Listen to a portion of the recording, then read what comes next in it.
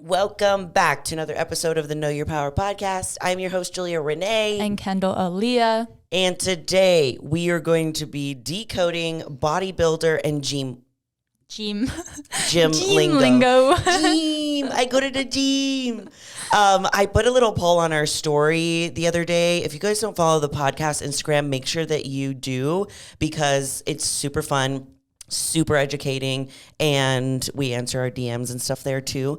So make sure you follow it. I think it's at Know Your Power Podcast. Either way, I'm pretty sure it's in the description of the YouTube channel that we have and the Instagram.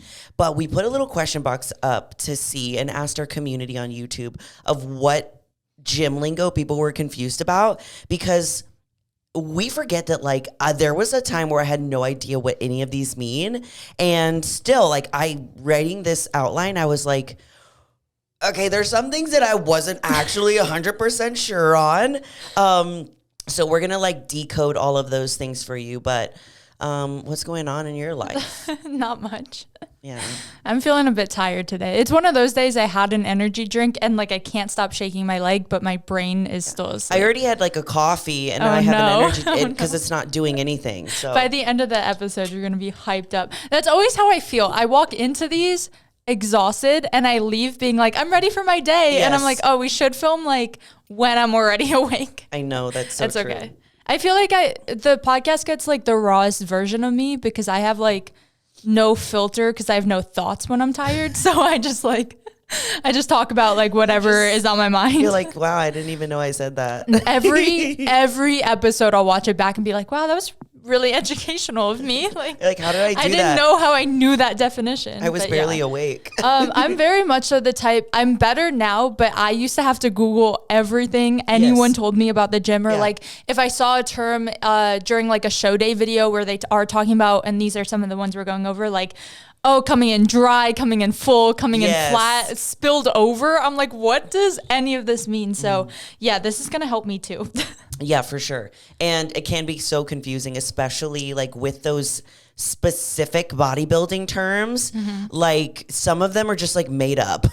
Literally. I think one person starts saying it and we're all like, oh, that's a good way to describe that. Exactly. Because it's really hard to describe. And when I was writing this, I was like, how do you describe this? I'm like, God, this is difficult. But we're going to go over some of these. So let's first start with some of these bodybuilding terms. So the first term that we want to go over is the term dry. What does it mean to be dry? What do you think that it means? In my head, I always picture peak week, day of the show. You're not really drinking water. You're kind of... This is how I always visualize it. You're dehydrated as well. Yeah. But as you pull any water, you do get this drier, leaner look where it's literally you're now just muscle and bone. Yeah. That's how I visualize it. Okay. One thing that can help you also, I feel understand what this dry feeling feels like. Have you guys ever had a night where you go and get a burger, a fries, and a drink, and then you get ice cream, and the next morning you have this watery looking layer over your skin, and you know what it feels like to not see any lines. Being dry is the complete opposite of that. You don't have that watery film over your muscles. Mm-hmm. It's literally almost like skin, the thinnest layer of skin, and then muscle. Yeah. And that's all you see. And it's just this leanness also is associated with it. Just being really, really low in body fat and your muscles looking just absolutely crisp. While I'm editing, I might include some photos because that always helped me. Yes. Is being a little more visual of someone who's watery. I feel you can tell the most in their abs. Yes. So specifically men bodybuilders, when you have a little extra body fat or water, I feel you can see it in this more bubbly looking ab versus when you're dry, it's your abs are almost tight to your body, if that makes sense. Yeah, so they're I'll include photos if you're on YouTube. Yeah, go on YouTube because if you want photos of what we're talking about, Kendall will put some photos up. And again, a lot of these are made up or kind of up to your own interpretation. So I'll find what I can. Yeah. I mean, I feel using show day photos of people on the Olympia stage, you can kind of see it in some of them. Hold on, I got to burp. Oh no. I'll distract the viewers. Julia's burping. You're welcome. I didn't do it in your face. Okay, next one is grainy. Okay, what do you feel like grainy is? This one was honestly, I was typing it and I retyped it over 1,000,000 times because I was like, how do you explain this? It's similar to dry, but like almost even more, to the point where you can almost see every single detail and like muscle fiber in someone's muscle. So again, this is more so for like male bodybuilders or like woman's physique that like really, if you picture, I always picture like a shoulder. If you picture a shoulder muscle, now picture like you've seen C-Bum on stage, like picture that. You know how you can see like every individual line? You can also almost see like all the veins and all the like everything. Like texture. Yeah. It's almost like your insides are becoming your outsides. It sounds so gross. It's disgusting. Like this is obviously something that they do not want to see in bikini. They don't want to see in wellness. Like this level of leanness, getting like grainy and striated is for specific divisions. Yeah. But yeah, it's like the muscle is smooth and round, you know, and bubbly is what you want to see like for wellness and for bikini. But then graininess is like that texture that you see on top of it, where it's almost like little bumps or dots. And then you see like the veins and stuff like that popping out. Because you're just that, again, lean and dry that you start to get grainy. And some people, I feel like it can be genetic too. Like I'm not one, no matter, I mean, I've never gotten like below 10% body fat, I'm sure, based on like what I've tracked at least. But I'm not one to like get a lot of veins popping out or like get a lot of striations very easily. But I know a lot of girls who are like, I know some girls, as soon as they start cutting, even bikini competitors, their forearms will get striated and veiny and grainy. So I do feel like it depends on your genetics. Some people can never achieve that. Some people have that softer look naturally. There's something that I either have made up in my mind, but I have been, I don't even know if it's true. This is literally just me talking it through with you guys, but I've had multiple people that have I get massage and body work a lot. And every person that I have gotten body work from has said that I have thick skin. And even my facialist is like, you have thick skin. And I'm like, what does this mean? And she's like, your skin is literally just thicker than the average person. That's and so I'm like, interesting. no way. And she's like, the best way that I could describe it is like elephant skin, like the way that it's just like thicker and more dense. And there's other people that have thinner skin. And I'm curious, I'm like, does this have anything to do with the level of leanness that is showed? Because I have a difficulty getting to that level of leanness. And I'm like, is it because I have elephant skin? You know, I'm just like, I'm sure that has to do with it, because like if you think about, I always picture my grandma, like I know this is so random, but she's like 90 and has the thinnest skin in the world. You can see every vein on that lady. So like someone like that, I do feel like if you have more muscle, like stretching that already thin skin out, like you must be able to see some striations sooner. Exactly. That's so interesting. And then I'm also thinking about like my mom. So my mom is like, she has really veiny, my mom's gonna be like, why are you telling people this? She has really veiny like feet. Okay. Up until like maybe like her, what is it called? Your shin. And then like hands up until like your elbow, which I do too.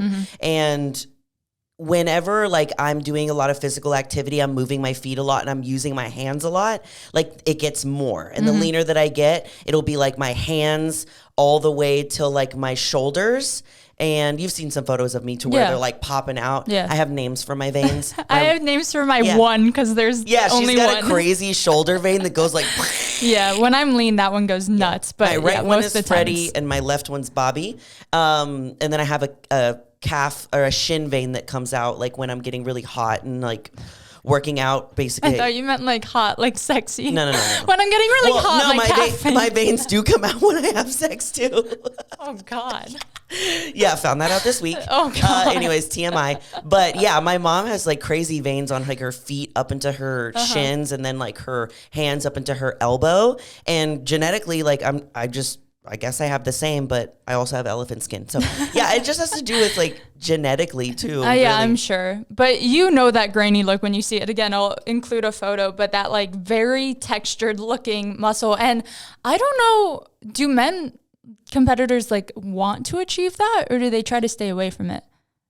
I don't know. I don't know either. Because I think it's more prevalent in the men competitors. I don't think they get docked for it. Okay. I didn't know because sometimes like I've definitely seen it like almost overboard. And I also think it has to do with like performance enhancers. Yeah. I've seen some men get like these weird squiggle veins. Do you know what I'm talking about? Oh yeah. The one where it's like, there's a worm in your arm. No, literally. So I'm like, I wonder if like, cause it's kind of distracting. I wonder if they do try to stay away from that or not. There's definitely certain PEDs that make those veins come out even more. Yeah. Than I've seen some scary looking chest crazy. And shoulder veins before.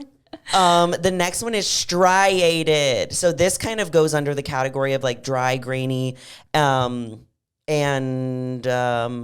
that's about it. Yeah. So this one has an actual definition. I feel like this one wasn't made up. This is like real. But obviously we don't want to see this one in bikini. We don't want to see this one in wellness, even though sometimes they still... It happens. Sometimes they still get by a little bit, but it's like the fibers of your muscle that you can see, and it almost looks like lines going down the muscles. So with the wellness girls, you'll see some of these striations like in their glutes to where if you go on to like a lot of the IFBB wellness girls pages or the Olympians, and they're doing like a side glute shot to like show you their striations, it'll be like their glute is going down. The muscle is like pointing down, but the striations are going to the side. Yeah, like horizontally versus vertically. And it looks just like lines. Yeah. How do you describe it? I wonder if everyone has seen this. I'm going to use this as my reference in the YouTube video. So if you're watching, you're going to see it. There was like this viral video of this guy who could like individually flex his pec striations. I know what you're saying. You know what I'm talking about? I know exactly who you're saying. So I feel like that's a great example to show like the pec is also like horizontally running striation. So that just means the muscle fibers are running horizontally. Yeah. And he somehow is able to flex like almost each individual line of muscle, like which is nuts. Chest is a ukulele and he's just playing the strings. But I feel like that's like a really good visual demonstration. And then like if you're just thinking about it, say you're not on YouTube, you're just listening and want to know what it looks like, I still always like reference the shoulder because I feel like that's like typically where striations come out their earliest in most people. So most people know what we're talking about. You'll start by seeing like, because there's 3 parts of the shoulder. It's like the front, middle, and back if you view it that way. When you start to get lean, you start to see those 3 quadrants. You can fully see the separation of front, middle, and back. And then when you surpass that and get even leaner, then it almost becomes like different like vertical lines in those quadrants. Exactly. So it just like brings out more and more the leaner you get and creates this like feathered line look. That feathering is another word. Feathering. We won't go too into that, but no, it's okay. We're gonna do like 4 parts of these, by the way. There's so many weird words more that like I didn't even put on the list because it was getting so long. But the next one is full versus flat. So this could be talked about for peak week. You probably heard this talked about a lot for peak week where it's like, oh, they came in really full or, oh, they came in really flat. You can also feel this way just like at the gym catching like a regular pump. So looking full is like your muscles are full and they have like that bubbly look. Like I want you to think about when you have like a really good pump at the gym. And it almost feels like your muscles are trying to like tear out of your skin, where it's kind of like painful. Yeah, sometimes it hurts, especially like painful. A quad pump. That's rough. Gosh. Yeah, it's like that muscle is like trying to tear out of your skin because it's filled with so much blood. And that's usually from the glycogen in the carbs, or it's from a pump product that you have taken, yada, yada, yada. It's like so hard, like you can touch it and it's like really hard. And when you're on stage as like a bodybuilder, you want to have a balance of being full, but not so full that you spill over, which is a whole nother term. Roughly, spilling over just means like you became so full that you can't see your lines as deep anymore. Like I always get this way with a quad pump. I'm sure you could maybe relate if you're listening. Have you ever gotten a quad pump so big that you now can't see any quad definition? That's a really good example. Yeah, I got such a big quad pump when I was working out with Kayla Rossi, and I was talking to her about this. I was like, it's crazy that like if you get enough blood into, or too much blood into the muscle, you can't see the separation between like your teardrop and your side sweep. And it's just like a block. It's just bricks. There's nothing. Yeah. So that can be like an example of being, what do we call it? like spilling over or just like being too full, like too pumped. What's the difference between full and flat? If someone says that your hitting stage is like, oh man, she looked flat. He looked flat. It's basically like your muscles are kind of like a deflated balloon. Yeah, that's a great analogy. Yeah, it's like or like a flat tire. That's like probably where it came from. Yeah. I mean, your muscles just don't have that bubbly, round, popping look that they should. And this could be because maybe you're too depleted. Maybe you didn't fill up with enough carbs going into your show. And it's kind of like you just look like a walking skeleton. And your physique doesn't look as great as it could potentially look, which doesn't mean that their physique wasn't ready or lean enough. It just could mean that maybe there needs to be a better manipulation with the carbs. Maybe they need to do a better pump up routine in the back. I know Kerrigan Pike has talked about this on one of her show days, that they said that she came in a little bit too flat. So they needed to give her a little bit more carbs leading into the show. And that's why this stuff is so fine tuning depending on the body, because your coach really needs to know how to manipulate your carbs so that you don't come in too big or too flat. I know a lot of coaches do like a mock peak week a few weeks before the show, just to see how your body does react to like having more carbs, since you obviously don't have that in your diet right now. Most people approach a show looking really flat, and that peak week is spent eating a ton of carbs. And it really does feel crazy. For those of you who have never competed, you eat like more carbs than you have ever eaten in your life. And it's like your body just absorbs it so quickly and easily. And you do start to see like new lines pop. And I usually drop weight on peak week, even though you're eating more carbs, which is just crazy, the science behind that. My coach has literally been giving me a high carb day. This is our second time doing a high carb day on Saturday, which I really never do. And I've been dropping 3 pounds each week. Yeah. It's like crazy. It's like our bodies like want it so bad that they're like, yeah, we'll take all of these carbs. Thank you. Because what happens when you go through peak week, like Kendall was saying, is like you go into it very depleted. You probably been doing a lot of cardio, lower calories, and your metabolism starting to like, it's kind of slowing down, if anything. And then the purpose of peak week is to obviously peak your physique so that it looks the best that it can on stage. And that involves like water manipulation so that we can get that drier look. It also involves maybe salt manipulation too, and then carb manipulation so that you can be fuller or flat. So it's like the best way that I can describe it is like you go into peak week as like sort of like a deflated balloon where you're like, where are my muscles? Like I'm just a little skinny water bottle. I'm a skinny like skeleton. That's what I meant to say. I got it.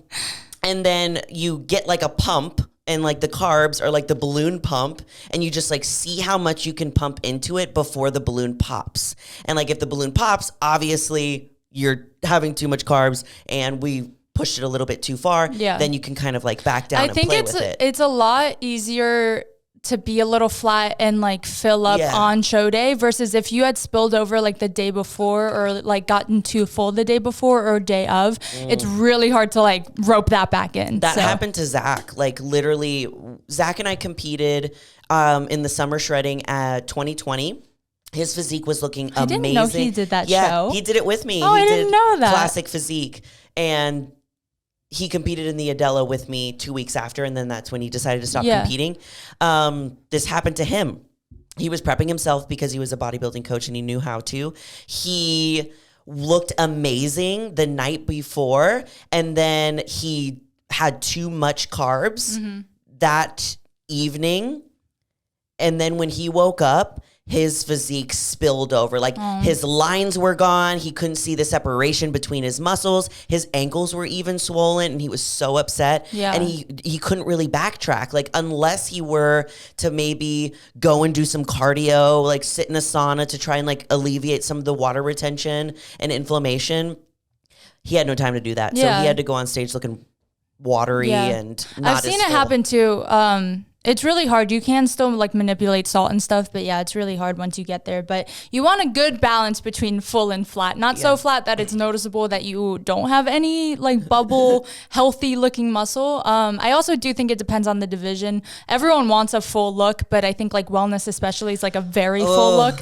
It's so hard. And I worked out with Marissa Andrews, which is top 10 on the Olympia stage the other day. And we were talking about this, like how challenging this division is to train, to be on stage, to pose at, to look muscular, but not too muscular. Like it's difficult. It's really, granted, I'd like to say that it's one of the harder divisions to like really nail. Yeah, so especially because the look keeps changing. Yes.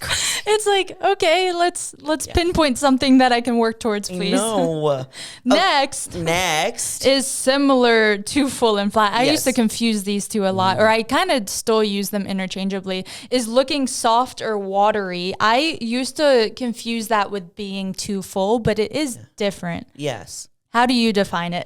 I feel like looking soft or watery, it's like your lines and your shreds are not as crisp and your body almost looks like it has a layer of water over it. Mm-hmm. So earlier in the episode, I was talking about how, like say you have like a burger, fries, ice cream, and you wake up the next morning and your face is puffy. And it's almost like when you touch your skin, you can feel the water that's being held in your skin, and your skin isn't as like tight to your body. That's the best way that I can describe it. This always happens to me post-show, where that evening I eat whatever I want, that I look super dry and crisp, and like my skin is very tight, and it like almost slings back to my body. And then after having all that food that my body's not used to, the next morning I have like a layer of water that's like being held in your skin. So that's the best way that I can describe it. I feel watery like almost every month.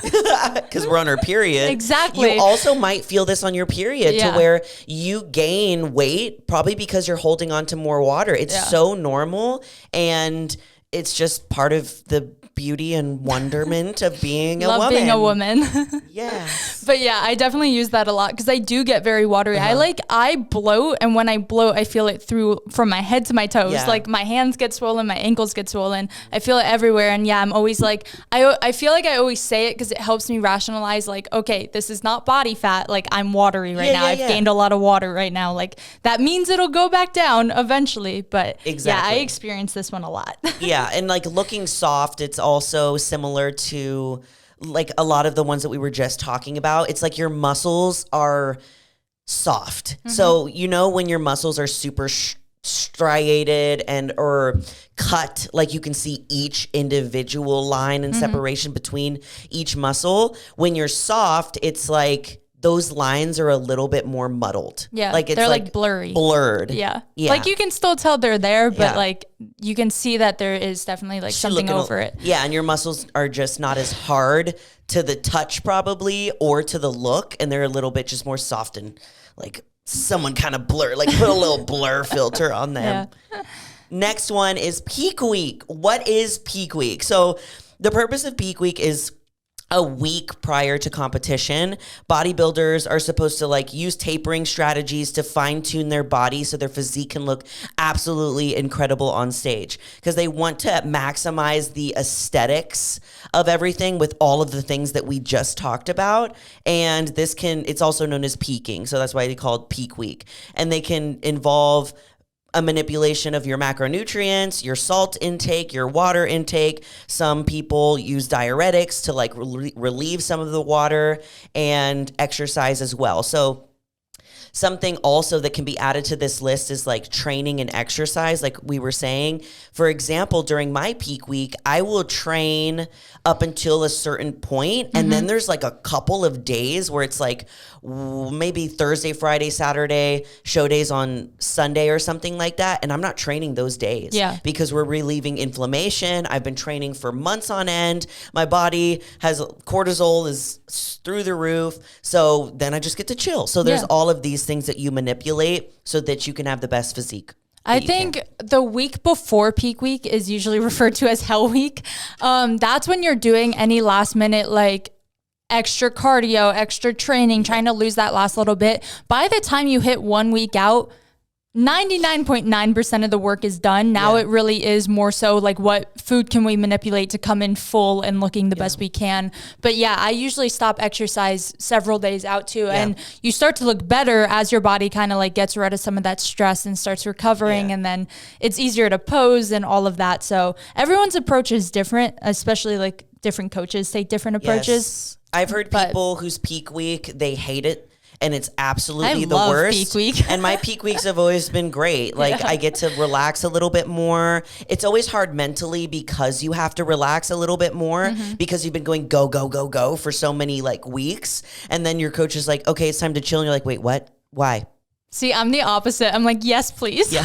I'm just like, what do I do with the rest of the hours of my day? Yeah, like when we were at nationals together, we were so bored. I would just sit in that room and like I watched a million like mukbang YouTube videos and then I would like go and journal and then kind of stare at the ceiling. I was so bored during that time. I took a lot of naps and I also was like icing my body a lot because I bruise really easily when I get lean. I think like a little bit has to do with like iron deficiency, but I had bruises like all over my legs and I was like, I need to fix these before I'm like on stage and all you see is like bruises. So. Yeah, I'm just literally just like feet up, Epsom salt baths, naps. Very chill. Wake up, eat a meal, go to sleep. Like, everyone's peak week's different, but mine have always been relatively chill because at that point the work is done. It's just about aesthetics. Because you come in on time. You're not pushing it. Yeah. Okay, now what is a working set? Now we're going to go into some like more gym-ish terms. Actually, no, because we're still going to... kind of a mix. It's a little... Okay, wait. Before we go into gym terms, let's talk about one, which is, what is a tie-in? This one is one of the ones I would obsess over and Google a million times because I wanted to know how to have one. Honestly, I feel like bodybuilders just made up what a glute-ham tie-in is to It's not a muscle. It's not a ligament. It's just kind of how our body sits. But a tie-in is that little teardrop, little triangle, upside down triangle between your glute and your hamstring. Yeah, because like the glutes come down in a diamond shaped point. And you'll see on the Olympia stage, the wellness girls, like especially when they're doing their back pose, their glutes are coming down into that diamond shape. And at that point, that's where the end of the glute meets the hamstring. And you'll see lines coming down from the hamstring. That's what it is. That has always been so hard for me to get. And that's why I would obsess over it because like I would get hamstring, not like striations, but like you could see my hamstring definition a lot, but something about my under glute, like that bottom glute, that's where I hold a lot of body fat. Yeah. So that was always so hard. And I remember my first time actually seeing like the diamond shaped tie-in, I was like screaming. I was so excited. I like took a video. I remember I still have it somewhere. But yeah, when you start to see that line, that's what I believe bikini wants to see that line. Wellness wants to see that line.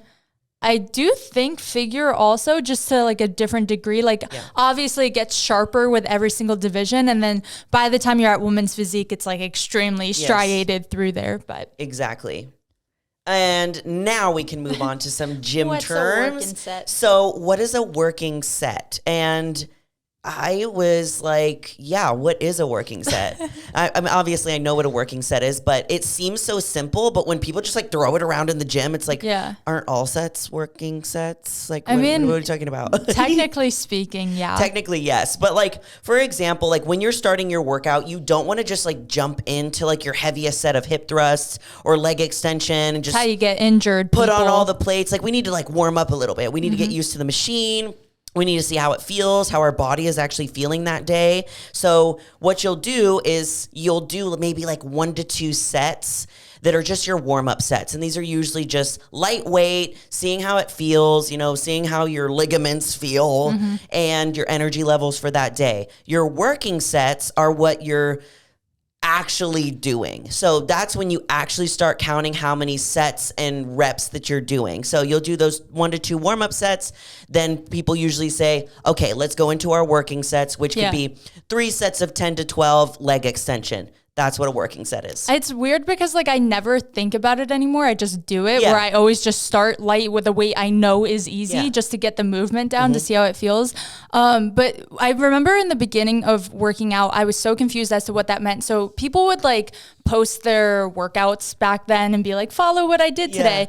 And they would always say like 3 sets of hip thrusts. And I'm like, only 3 sets? Like my first set's really light and easy. Second is like a little challenging. And then my third was like hard. And I never felt like enough. And then I eventually started to realize they would warm up, do 1 or 2 sets, and then 3 sets, like 3 working sets of that exercise. And I was like, because then it would be like 1 to 2 warm up sets, lightweight. And then it would be like 3 sets of 10 to 12 working, you know, as your actual ones. But then the workout would be like this. Yeah, exactly. Like no one ever writes like, oh, start by warming up. It's like, it's just implied. So if you're ever looking at a plan and it does seem like really low sets, either ask or just assume that there's like a warm up set. Exactly. Yeah, you got to warm up. Got to warm up. Next is, what is a push and what is a pull day? So a push day is when you're doing any pushing motion like chest, shoulders, triceps, because you're literally pushing the weight up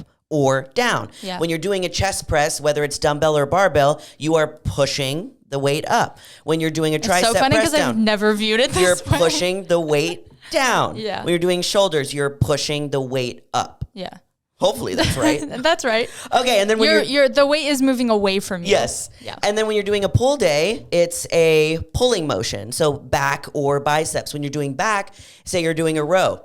You're pulling the row towards you. You're pulling the biceps up towards your bicep to squeeze. So that's the difference between push and a pull day. That was a really good way of explaining it. I always just explain what muscles it works. But that was, good visuals. If you're pushing anything, on YouTube, go to YouTube. Yeah, Julia just did a whole workout, a sitting down workout. Have you ever seen those workouts where they're literally like, let me tell you, my boyfriend's and they just move mom, their hands? I need mini story time. I'm with my boyfriend's family all weekend because they're just all visiting. It was like multiple people's birthdays, so like everyone was here.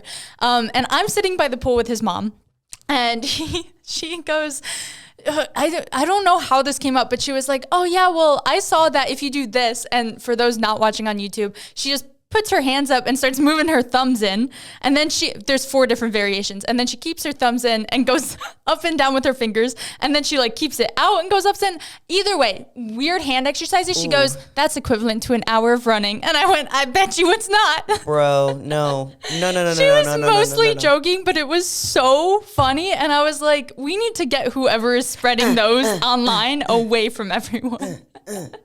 It is hard for me. I've seen the ones with like Blogilates on TikTok. Oh, those are hard. Yeah, like where she'll like keep moving her arms, and it's like, of course, there's no weight, and like you think like, oh, this isn't challenging, but honestly, with the mobility issues I got, yes, it's fucking hard. That's like yoga. Like I can't do yoga. I need to start doing yoga. Me again, too. Because I will go with you because I'm terrified to go alone because I've never been, and I was like, they're all gonna judge me. I'm gonna be terrible. Every time I go in there, I'm like, they're probably like, this stupid bodybuilder thinking she can yoga, and I'm like, ugh. I like can't move my hips like reaching anymore. for my toes. No, exactly. They're like, put your hand back here. I'm like, is this far enough? Yeah, it's stuck right here. I have really bad flexibility these days. Oh yeah, for sure. Okay, well, next is a superset. So a superset is when you do 2 workouts back to back without any rest. So an example of this for like a leg day superset. So say that you do 12 up reps of a leg extension. Then immediately after, you get off the leg extension and you do 12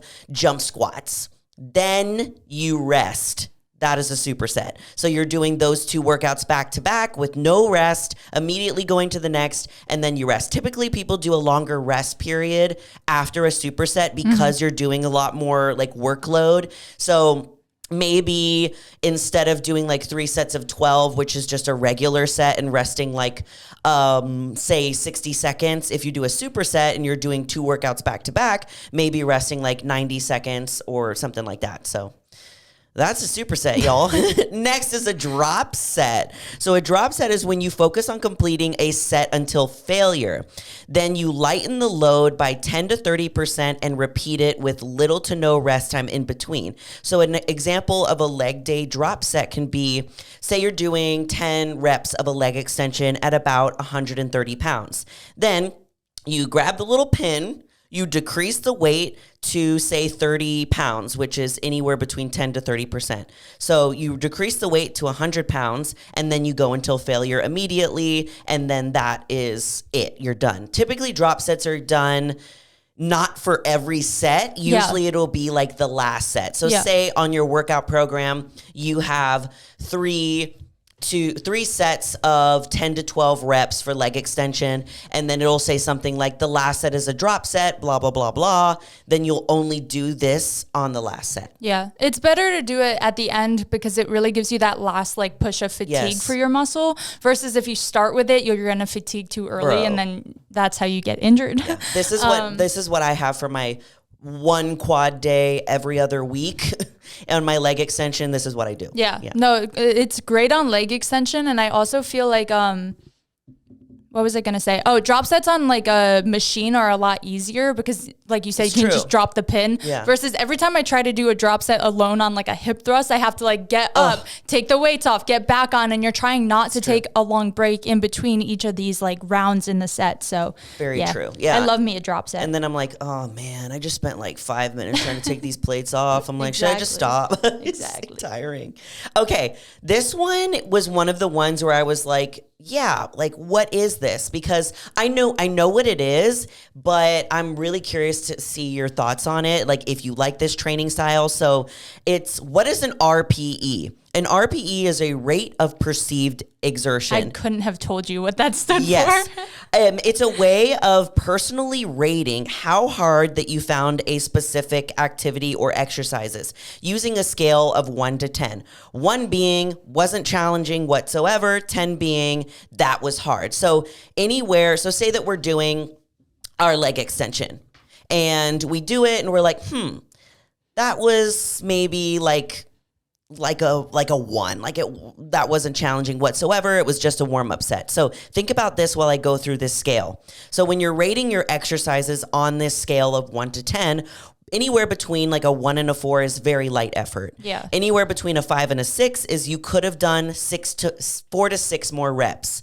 Anywhere at like a 7, you could have done maybe 3 more reps. An 8, you could have done 2 more reps. A 9, you could probably have done just 1 more rep. And a 10, you couldn't do any more reps. It was until failure. Yeah. So I'm curious, have you ever tried this way and this style of training? So the way that this style of training would work is I have worked with a coach before that used this style of training. And usually what it says is on the program, it'll be like legs, squats, RPE of 5. Yeah. So that means you still have like a good 5 more reps you could have done at that weight. So you're not pushing to failure. You're not getting close to failure, but it's also not easy. I hated this way of training. Yeah. I know that there's so many amazing studies on this and it works really well, but with my personality, trying to like hold back and to like intentionally not try hard or only try hard on certain exercises was really challenging for me, and it made working out like that much harder. I think this style of training is most common and most beneficial for powerlifters because then they can actually track, because they usually work out around their max bench, squat, deadlift. So if you're doing if you know your actual true max of 1 rep max, which could be its own word being defined, but that's okay. So if you know what that weight is, then when your coach tells you do an RPE of 7, you know almost what weight exactly to go to. So I think it's best for that. I've never trained with this style, though I do use a similar method for a lot of my clients because they're all lifetime clients, lifestyle clients. So they don't really know how to articulate when something is at failure because they don't necessarily know what that feels like or means if we're not maxing out. Yeah, it's really good to just be between 1 and 10. Exactly. 1 being that was a piece of cake. I could have done a million reps, and 10 being I couldn't do anything. That's a really good way to judge. I ask them every time I can't gauge on my own because typically you can see if form starts to slip. Okay, that was definitely a 9 or 10. But sometimes I can't tell. They have a poker face on and they do their set. I'm okay, 1 to 10, how did that feel? And then if they're oh, it's a 4, I'm okay, we'll go up in weight. Or if they're at a 7, I'm okay, we might stay there today. So I use that a lot with my clients. clients. I don't use it. I'm sure I like subconsciously use it with myself, but I don't like actively use it. So frustrated that small period of time where I was training that way, because I had to I'm very focused and very detail oriented with my training sessions, but I had to be like, I was constantly looking at my phone and be like, okay, too much math. Wait, I have to try this hard. I can't try this hard. Yeah. But I feel like this can be very beneficial for me potentially in the future, with having to pull back on training upper body and having to pull back on training quads, but training more intensely with hamstrings and glutes. But I don't know if I have to do like RPE. I think it's just like, I already know that I have to do that. Yeah. So like when I'm going and training shoulders or anything upper body, basically waist up, in my brain, it's like, I'm not pushing to go weight super heavy. Yeah. I'm you just don't trying need to to maintain. fail on a shoulder press at this point. Yeah, I'm just maintaining the muscles that I have. Muscules. Okay, I didn't know what this one was, and I had no idea that anybody was calling it this, but people said, what is an HGW? So your girl goes on the internet and goes, what is an HGW? Urban Dictionary. Urban Dictionary. And then it's a hot girl walk. We love a hot girl walk. I also didn't know what a PSL was, and it's pumpkin spice latte. I also found that out this morning. Taking my PSL on my HGW. Yes, because I was like, I take the level 1 first form pumpkin spice latte protein powder because your girl can't spend 390 calories on one Starbucks pumpkin spice latte. I'm not a pumpkin spice girl. Don't shoot me. Hate it. All right, get off my podcast. The judgment. Can't. I made Zach a pumpkin spice latte girl. That's he cute. likes the ones from Summer Moon, though, which are called Autumn Moons, which granted are better.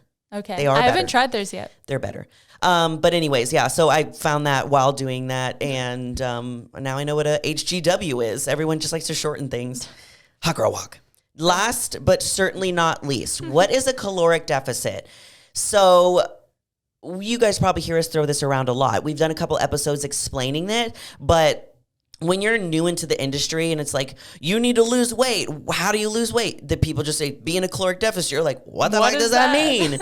So a caloric deficit is when you are eating fewer calories than you're burning. So to figure out your deficit, when you're wanting to lose weight, you need to figure out first your BMR. So your BMR is your basal metabolic rate, which is the amount of calories that you burn just living, like literally just sitting around on the couch doing nothing. The amount of calories that like you burn just to upkeep your body and to exist. Once you have that, you need to find the number of calories that you are burning throughout the day with training and cardio, or however you like to do your physical activity. Then you add that to the BMR. I'm going to do an example after this, so don't you worry. I'm also going to put it on the screen. This is how I break things down. Visual learner. I'm very visual, and doing this was difficult for me. Okay, so after you've added those two numbers, now you need to find your deficit. So the deficit is, I'm not going to tell you how to do your deficit, but this is typically how you would do it. Is from those two numbers that you've added together, then that's when you start subtracting calories, because your goal is to lose weight, body fat. And yeah, the way that I like to think about this. So for example, if my BMR is 1,500 calories just to maintain my physique, if I'm not doing anything, I'm just a little couch potato or whatever. But I also burn about 500 calories a day from physical activity. So I would add my 1,500 to 500, which would be 2,000 calories. That is my maintenance level calories. That is the calories that I need to eat every day to maintain my physique as it is right now, not to lose weight, not to gain any weight. And now if I want to go on a caloric deficit and I want to lose some body fat, maybe get a little shredsies, I'm going to have to cut calories from that 2,000 calorie mark. So maybe now your deficit would be a deficit of 200 calories. So you'd go from eating 2,000 calories a day to eating 1,800. Yep. Does that make sense? It does. Okay. So basically from there, I always say to start small with caloric deficits, though everyone's approach is different. If you start huge and you start with, okay, why not take 1,000 calories off? I'm going to lose weight super fast. That's how you hit plateaus. That's how you become unhealthy. That's how you yo-yo diet. Exactly. So start small. Yeah, just cut out, go from eating 2,000 calories a day and at your maintenance to 1,800. And then if you're like, okay, like I feel like I can be doing a little more, then maybe add in a little more activity. That's going to create an even bigger deficit. So you can create it both ways, either by dropping calories or by increasing activity. Exactly. The healthiest way, the most sustainable way is by doing both. Yes. Increase your activity a little. That's usually adding in some cardio, and then decrease your calories a little. That's usually taking out like some carbs or some fats from your diet. Literally. Yep. Literally. Yeah. Well, that's all the gym lingo that we got for you today, guys. Let us know if this helped. Let us know if there's any other gym lingo that you're confused about that we can decode for you. And as always, we love you all so much, and you're more powerful than you think. Bye.